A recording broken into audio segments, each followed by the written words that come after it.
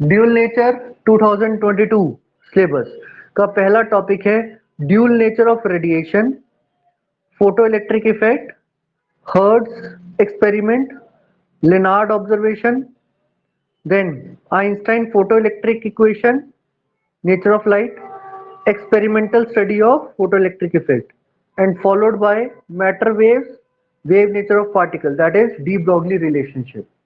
Now students, let's continue with dual nature. Dual nature में पहला topic हम लोगों को स्टडी करना है, that is free electron. First topic is free electron. बेटा free electrons क्या होते हैं? बेटा what are free electrons? Free electrons are those which are not the part of atom. They are out of atom but they remain on the surface of metal. क्या surface of metal से electron को बाहर निकालना possible है? Yes sir, possible है. कैसे निकाल सकते हैं?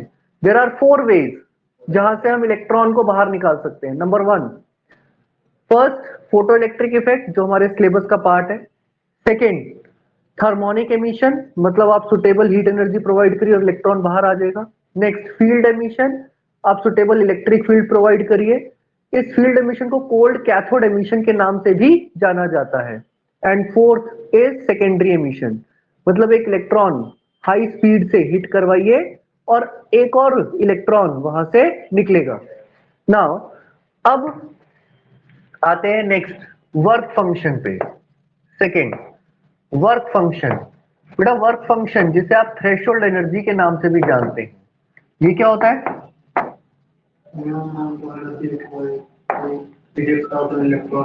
Minimum amount of energy required for photo emission for ejection of electron.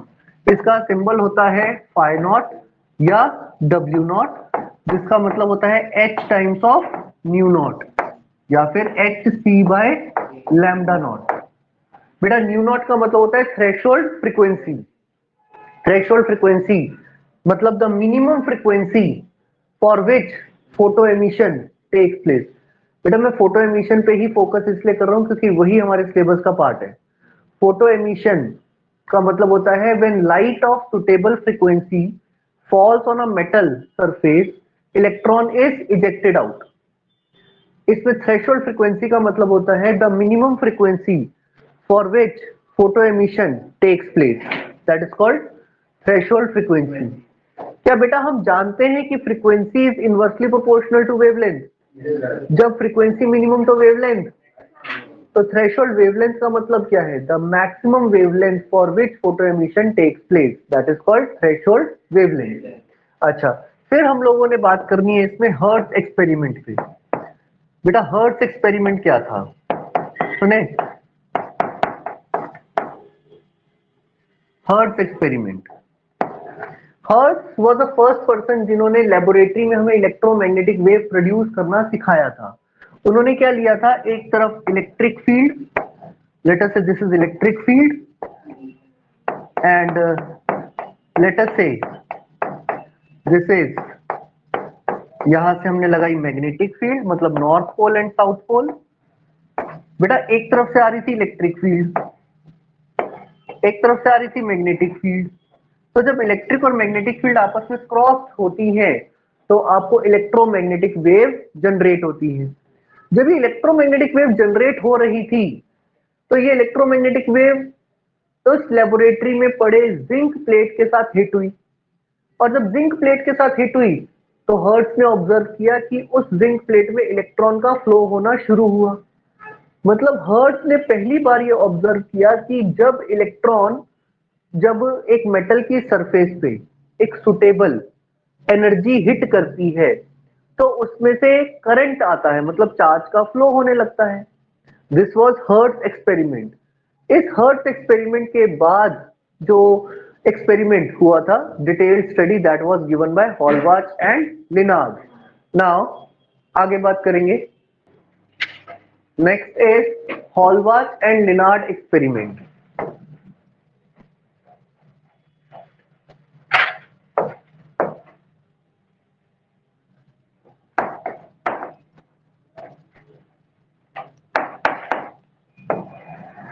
हॉलवाच and Lenard activity कहती है कि एक कंटेनर लिया जाएगा, एक इवैक्यूएटेड ग्लास,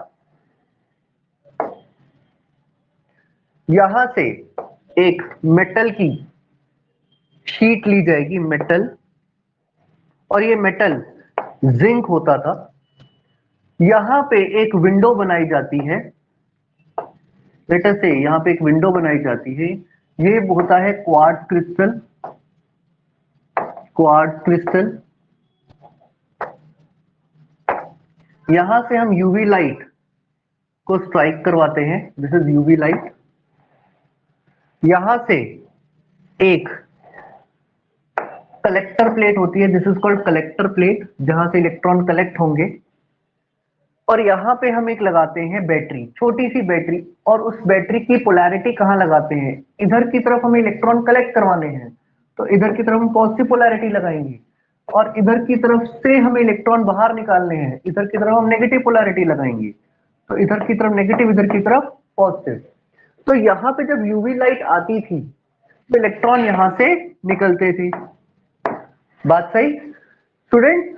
तो हॉलबर्ट एंड लिनार्ड ने क्या क्या ऑब्जर्व किया? ऑब्जर्वेशन नंबर 1, जब वो यूवी लाइट बंद कर देते थे तो वो देखते थे कि इलेक्ट्रॉन इजेक्शन बंद हो गया। यहां पे हम एक करंट डिटेक्टिंग डिवाइस लगा लेते हैं, या करंट मेजरिंग डिवाइस लगा लेते हैं, एमीटर या गैल्वेनोमीटर। अब जब इन्होंने देखा कि यहां से जब यूवी लाइट हम बंद कर रहे हैं तो यहां पे रीडिंग 0 आ रही है, मतलब इलेक्ट्रॉन इजेक्शन बंद हो गया। तो no UV light, no electron ejection. Second, अगर वो यूवी लाइट बहुत कम एनर्जी की डालते थे, मतलब उसकी फ्रीक्वेंसी बहुत कम एनर्जी की यूवी लाइट, तो भी इजेक्शन ऑफ इलेक्ट्रॉन नहीं हो रहा था। तो उन्होंने कहा कि अगर हम यूवी लाइट को एक लिमिट से कम फ्रीक्वेंसी पे डालें तो भी फोटो एमिशन नहीं होता है, और उस मिनिमम फ्रीक्वेंसी को नाम दिया गया था, बोलो बेटा, थ्रेशोल्ड फ्रीक्वेंसी। वो मिनिमम फ्रीक्वेंसी को क्या नाम दिया गया था? Threshold frequency. अब सुनो, यूवी लाइट स्ट्रॉन्ग एनफ डाली, यहां से इलेक्ट्रॉन बाहर आए। अब इलेक्ट्रॉन जब बाहर आए तो इलेक्ट्रॉन कलेक्टर प्लेट पे आके कलेक्ट हो गए। ठीक सर, इलेक्ट्रॉन कलेक्टर प्लेट पे आके कलेक्ट हो गए। और यूवी लाइट डाली और इलेक्ट्रॉन निकले, और यूवी लाइट डाली, अब इलेक्ट्रॉन कलेक्टर प्लेट पे कलेक्ट नहीं हो पाए, क्योंकि ये इलेक्ट्रॉन जब यहां पहुंचता था तो इलेक्ट्रॉन इलेक्ट्रॉन में रिपल्शन होती थी, तो इलेक्ट्रॉन एक्सेप्ट नहीं होता था, तो इसके पीछे वाला इलेक्ट्रॉन भी आगे नहीं बढ़ पाया, इसके पीछे वाला इलेक्ट्रॉन भी आगे नहीं बढ़ पाया, और रिजल्ट क्या हुआ? यहां से इलेक्ट्रॉन निकलने बंद हो गए। और उस समय जो पोटेंशियल था, ये पोटेंशियल, इसे कहा गया कट ऑफ पोटेंशियल या फिर स्टॉपिंग पोटेंशियल, क्योंकि इलेक्ट्रॉन फ्लो होना बंद हो गए। अब सोचो, अगर मैं इसको और बढ़ा दूं तो यहां से इलेक्ट्रॉन और निकले, कलेक्ट हुए, लेकिन फिर एक लिमिट आ गई, उसके बाद इलेक्ट्रॉन बाहर नहीं निकले, फिर आपको ये वैल्यू बढ़ानी पड़ी। बेटा अगर आप ये वैल्यू बढ़ा रहे हैं तो इलेक्ट्रॉन ज्यादा निकल रहे हैं, लेकिन ऐसा नहीं कि इनफाइनाइट तक निकल रहे हैं, धीरे से उसकी वैल्यू फिर से सैचुरेशन पे आ रही है, मतलब इससे ज्यादा और फर्दर इलेक्ट्रॉन कलेक्ट नहीं हो रहे हैं।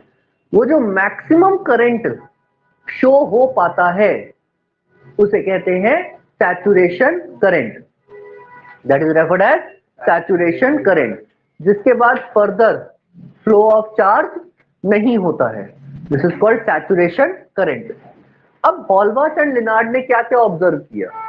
उन्होंने कुछ चीजें देखी। पहली चीज, एक काम करें, इसे आप फिक्स कर दीजिए, इसे फिक्स कर दीजिए, और यूवी लाइट की इंटेंसिटी बढ़ाइए।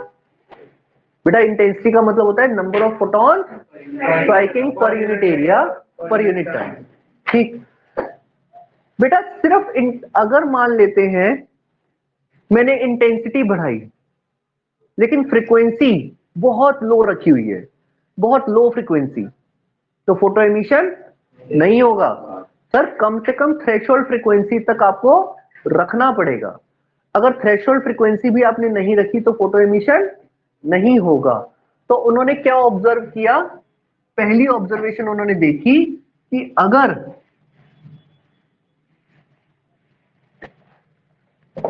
Intensity versus photo current, intensity और फोटो करंट। अगर इंटेंसिटी बढ़ाते थे तो फोटो करंट बढ़ता था, लेकिन ये तभी पॉसिबल था जब आपके पास कम से कम थ्रेशोल्ड फ्रीक्वेंसी अचीव हो चुकी हो। थ्रेशोल्ड फ्रीक्वेंसी अगर अचीव नहीं हुई है तो ये ग्राफ फिजिबल नहीं है। दूसरा उन्होंने क्या देखा, photo current and forward potential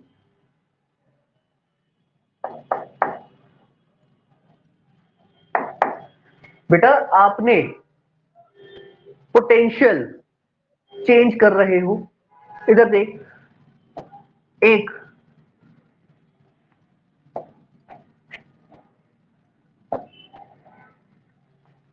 ये वाला पॉइंट क्या रिप्रेजेंट करता है, स्टॉपिंग पोटेंशियल।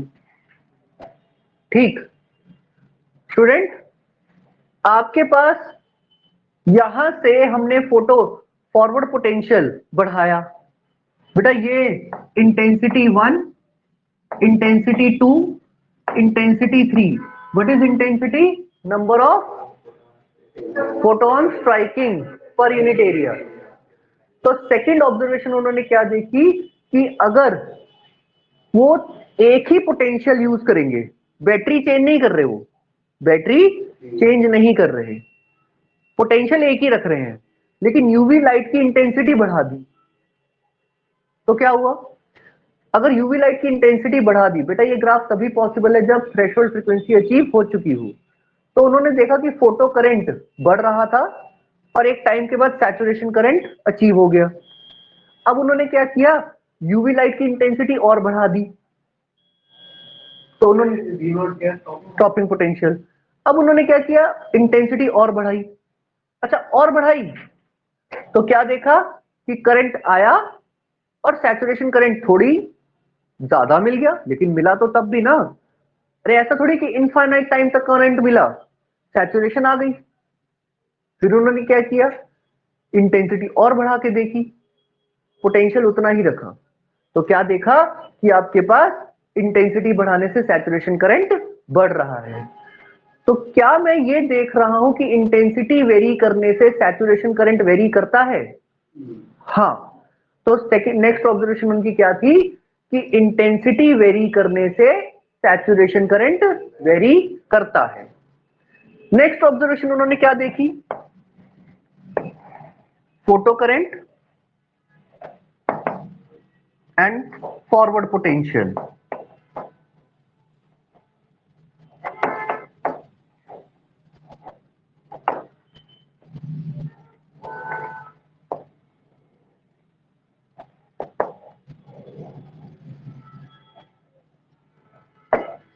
सैचुरेशन करंट, बेटा सैचुरेशन करंट किस बात पे डिपेंड करता है? इंटेंसिटी पे।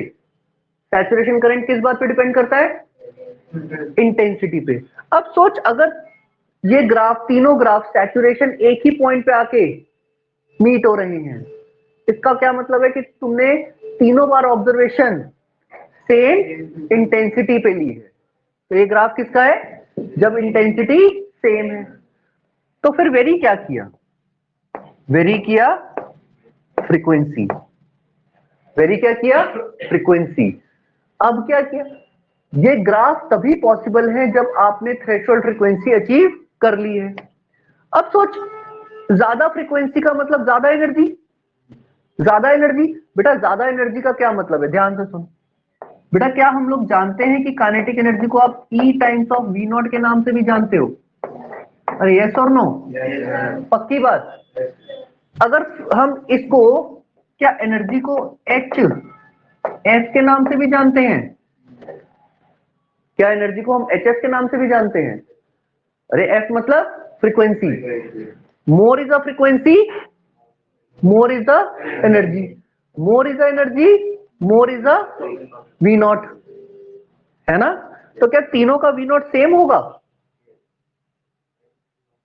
तीनों का स्टॉपिंग पोटेंशियल सेम होगा? नहीं हो सकता ना। नहीं हो सकता ना। तो इसका स्टॉपिंग पोटेंशियल, इसका स्टॉपिंग पोटेंशियल और इसका स्टॉपिंग पोटेंशियल अलग अलग है, क्योंकि फ्रीक्वेंसी अलग अलग है। आपके एग्जाम में अगर ऐसा क्वेश्चन आया कि मुझे एक ऐसा ग्राफ बना के दो जिसकी फ्रीक्वेंसी डिफरेंट हो बट इंटेंसिटी सेम हो, तो ये ग्राफ है, क्योंकि इंटेंसिटी सैचुरेशन करंट डिसाइड करती है। अगर इंटेंसिटी सेम है तो सैचुरेशन करंट तीनों का सेम होगा। एक ऐसा ग्राफ बना के दो जिसमें फ्रीक्वेंसी सेम है लेकिन इंटेंसिटी वेरी कर रही है, तो ये ग्राफ है, क्योंकि इंटेंसिटी अगर वेरी करेगी तो सैचुरेशन करंट भी वेरी करेगा। अब ये ग्राफ की जो ऐसी शेप आती है, ये ग्राफ की शेप आपको मैथमेटिकल फंक्शन दिखाया नहीं जाता, ये एक्सपेरिमेंटल ग्राफ है कि हाँ ये पॉइंट आया, ये पॉइंट आया, ये पॉइंट आया, और इन पॉइंट्स को मार्क करते गए और ग्राफ की शेप ऐसी बनी है। तो इनके लिए आपको कोई मैथमेटिकल फंक्शन देख के ये ग्राफ ड्रॉ नहीं किया गया, ये एक्सपेरिमेंटल ग्राफ बनाए गए। बात समझ आ रही है स्टूडेंट? ये ग्राफ जरूर बनाओ अपनी नोटबुक में, बहुत इंपॉर्टेंट ग्राफ है। अच्छा, इसके बाद नेक्स्ट जो एक्सपेरिमेंट किया गया that was done by Einstein. Einstein ने क्या ऑब्जर्व किया स्टूडेंट? बेटा वो जो आप बैटरी लगा रहे थे, जो इलेक्ट्रॉन को अपनी तरफ खींच रहा था। अब नेक्स्ट एक्सपेरिमेंट क्या है? Einstein activity. आइंस्टाइन ने क्या देखा, सुनते हैं।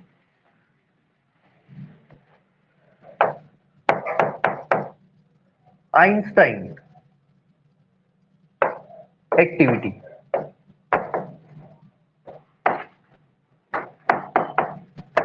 इन्होंने एक मेटल की शीट ली और इस पे लाइट डाली और इसमें से इलेक्ट्रॉन बाहर आया। अब ये जो इलेक्ट्रॉन बाहर आया, इसके पास काइनेटिक एनर्जी कितनी थी, ये इन्होंने चेक किया। इसके पास काइनेटिक एनर्जी कितनी थी, वो काइनेटिक एनर्जी देखी इन्होंने कि जो आपने अप्लाइड एनर्जी लगाई थी, अप्लाइड एनर्जी लगाई थी, क्या वो इसके इक्वल आनी चाहिए थी? नहीं। इसको बाहर निकालने के लिए एक मिनिमम एनर्जी भी तो रिक्वायर्ड थी। जैसे एक चेयर को हिलाने के लिए अगर मान लो 5 जूल एनर्जी रिक्वायर्ड है और आपने उस पर 7 जूल एनर्जी लगाई, तो चेयर एक्चुअली में जो मूव कर रही है, जो काइनेटिक एनर्जी शो कर रही है, वो तो 7 माइनस 5 2 जूल से ही तो शो कर रही है। तो ये तो हो गई applied energy minus threshold energy, जिसे वर्क फंक्शन के नाम से भी जाना जाता है ना। तो इन्होंने कहा कि जो काइनेटिक एनर्जी होती है वो होती है h nu minus of h nu naught, मतलब थ्रेशोल्ड फ्रीक्वेंसी। या मैं इसको ऐसा लिख सकता हूं h c by lambda minus h c by lambda naught. Sir kinetic energy जिसे आप हाफ एम वी स्क्वायर के नाम से जानते हैं, सर इसको आप ऐसे भी जानते हैं ई इंटू वी नॉट। बेटा काइनेटिक एनर्जी को ई इंटू वी नॉट भी तो लिखा जाता है ना, that is equal to h nu minus of h nu naught, ऐसा लिख सकते हैं। बेटा ई को नीचे ले आ, तो क्या एक्सप्रेशन बन गया, v naught equal to h by e nu minus work function by e, work function by e. तो ये इक्वेशन हमें दिखाई दी। ये इक्वेशन क्या स्ट्रेट लाइन इक्वेशन को मैच कर रही है? क्या होती है straight line equation? y equals to mx plus minus c। इसमें y कोऑर्डिनेट क्या है, x coordinate frequency, slope h by e और intercept minus phi naught by e। तो अगर मैं इसको देख के ग्राफ ड्रॉ करूं तो y एक्सिस पे कौन से क्या आना चाहिए, y एक्सिस पे आना चाहिए v not,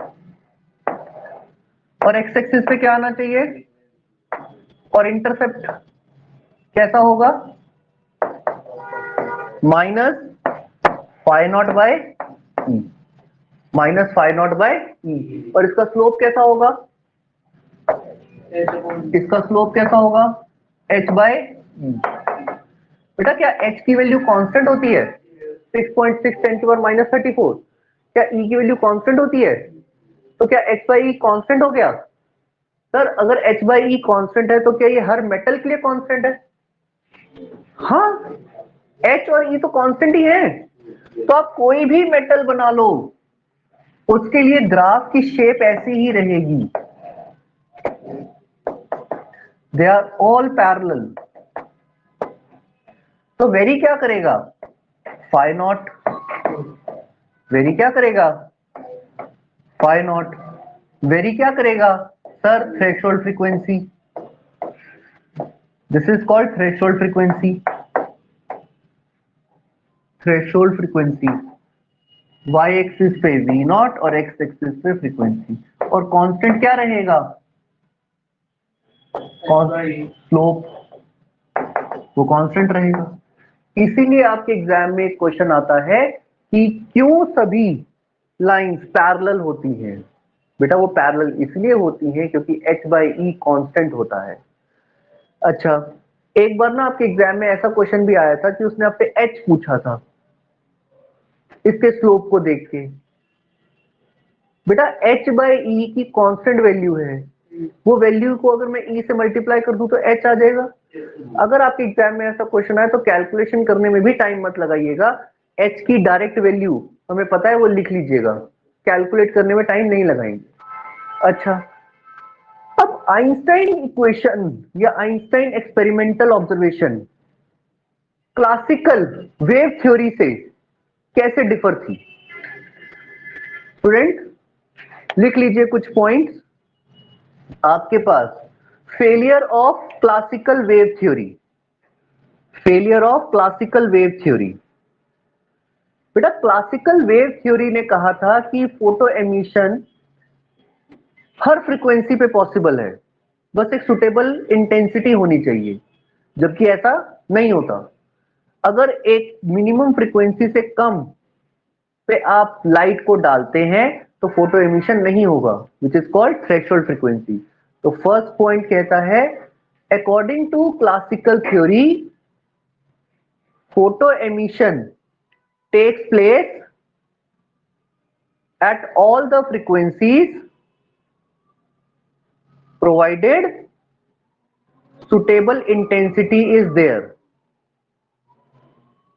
but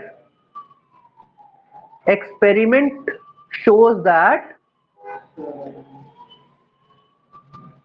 no photo emission takes place below a certain minimum frequency called threshold frequency.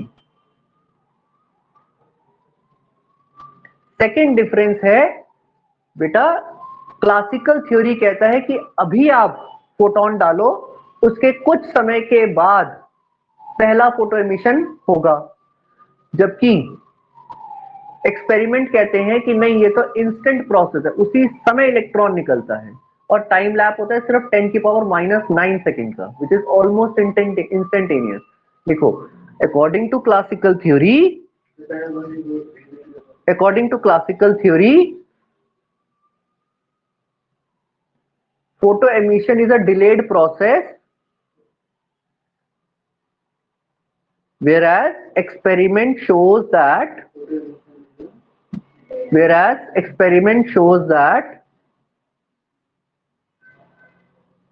photo emission is instantaneous. Photo emission is instantaneous process. बेटा आपके पास क्लासिकल थ्योरी कहती थी कि काइनेटिक एनर्जी इंटेंसिटी का function है, जबकि experiment से हमें पता चला है कि काइनेटिक एनर्जी तो फ्रीक्वेंसी का फंक्शन है। बेटा काइनेटिक एनर्जी को हम लिखते थे h nu minus h nu naught, मतलब ये तो फ्रीक्वेंसी का फंक्शन है। लिखो, according to classical theory kinetic energy varies with intensity, but experiment result shows that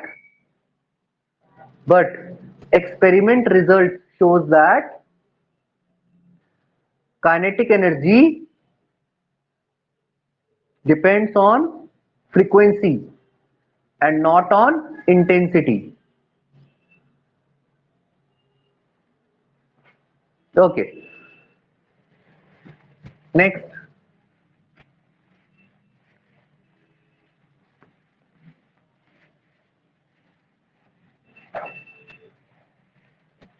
हाँ जी, इसके बाद हम लोग बात करेंगे de Broglie wavelength. De Broglie wavelength,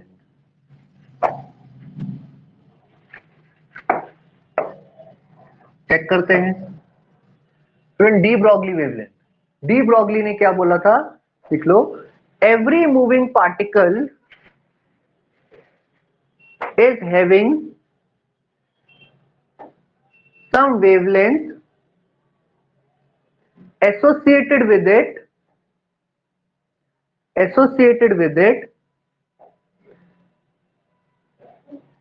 called de Broglie wavelength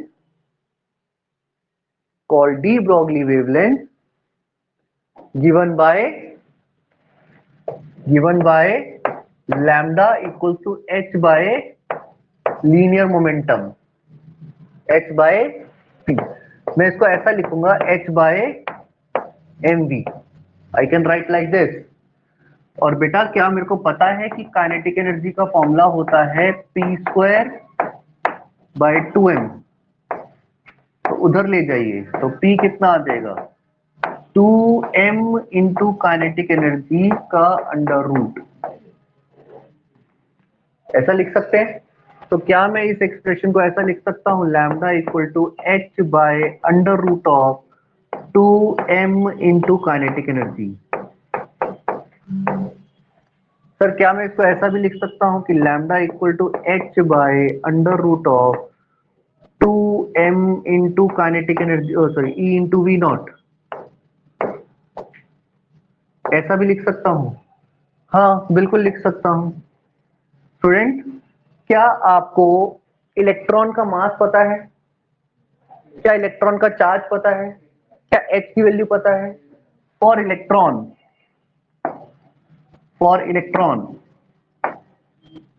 अगर मैं ये सारी वैल्यूज यहाँ पे यूज कर लूं तो ये आता है 6.67 10 की power -11 over under root of 2 into 9.1 10 की पावर -31 इंटू 1.6 10 की पावर -19 इंटू वी नॉट। तो बेटा ये सारी वैल्यूज अगर हम यहाँ पे पुट करें तो आंसर आता है lambda equal to 12.27,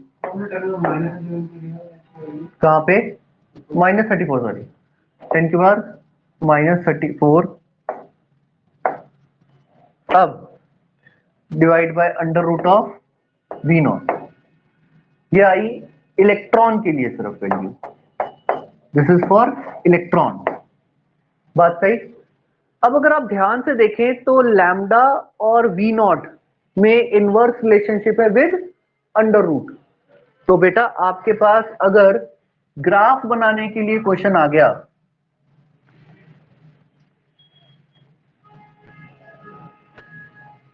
graph between de Broglie wavelength with 1 by under root of V naught, तो ग्राफ कैसा होगा, लीनियर। लेकिन अगर मान लो ग्राफ ऐसा आया लैम्डा और वी नॉट के बीच में under root of V naught, तो ग्राफ कैसा होगा, हाइपरबोला, लाइक दिस। स्टूडेंट, आपके पास अगर मान लो क्वेश्चन ऐसा आया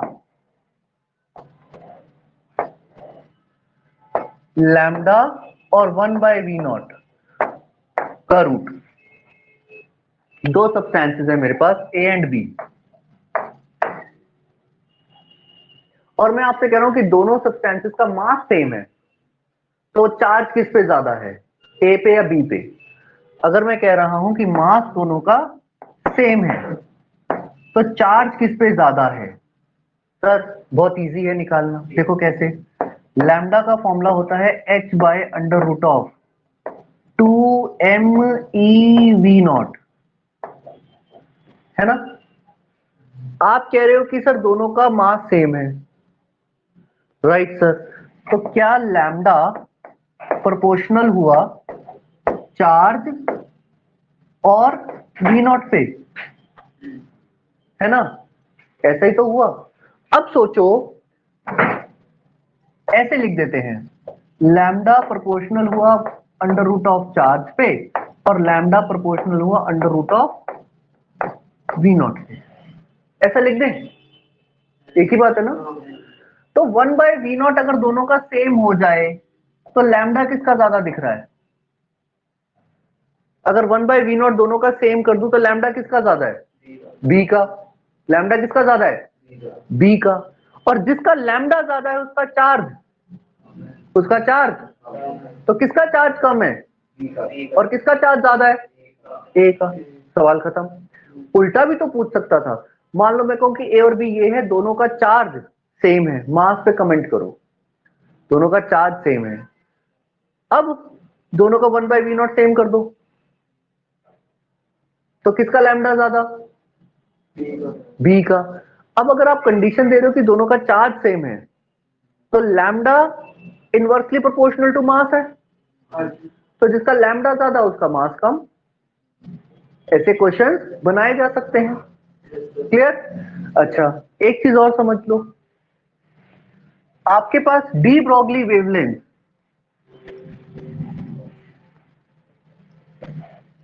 डी ब्रॉगली वेवलेंथ का फॉर्मूला होता है h बाय लीनियर मोमेंटम या mv, जिसको आप ऐसा लिखते हैं h/2mv। और बेटा आप लोगों को बोर्ड सेकंड पोस्टुलेट भी पता होना चाहिए, बोर्ड सेकंड पोस्टुलेट जो कहता है lambda equals to, sorry, angular momentum equals to nh/2π। What is L here? What is L here? Angular momentum, which is mvr should be equal to nh/2π। Sir 2π को उधर ले जाइए, mv को नीचे ले जाइए, तो ये हो गया 2πr should be equal to nh by, क्या h/mv को ही डी ब्रॉगली वेवलेंथ कहा जाता है? हाँ सर। तो क्या n into de Broglie wavelength that is equal to circumference? क्या मेरी बात क्लियर है? तो क्या मैं देख रहा हूं कि जब इलेक्ट्रॉन रिवॉल्व करता है around the nucleus, circumference follow करता है, तो integral multiple of wavelength liberate करता है। n की वैल्यू 1 2 3 4 5 कुछ भी हो सकती है। तो जब इलेक्ट्रॉन रिवॉल्व करता है अराउंड द न्यूक्लियस, तो लेट अस से n की वैल्यू मैं 4 एज्यूम कर रहा हूं, आप कुछ भी ले सकते थे। तो एक वेवलेंथ, दो वेवलेंथ पूरी पूरी वेवलेंथ, तीन वेवलेंथ पूरी वेवलेंथ, चार वेवलेंथ पूरी चार वेवलेंथ, मतलब फ्रैक्शन में वेवलेंथ जनरेट नहीं होगी। क्या बात क्लियर है? लिख लीजिए इसे,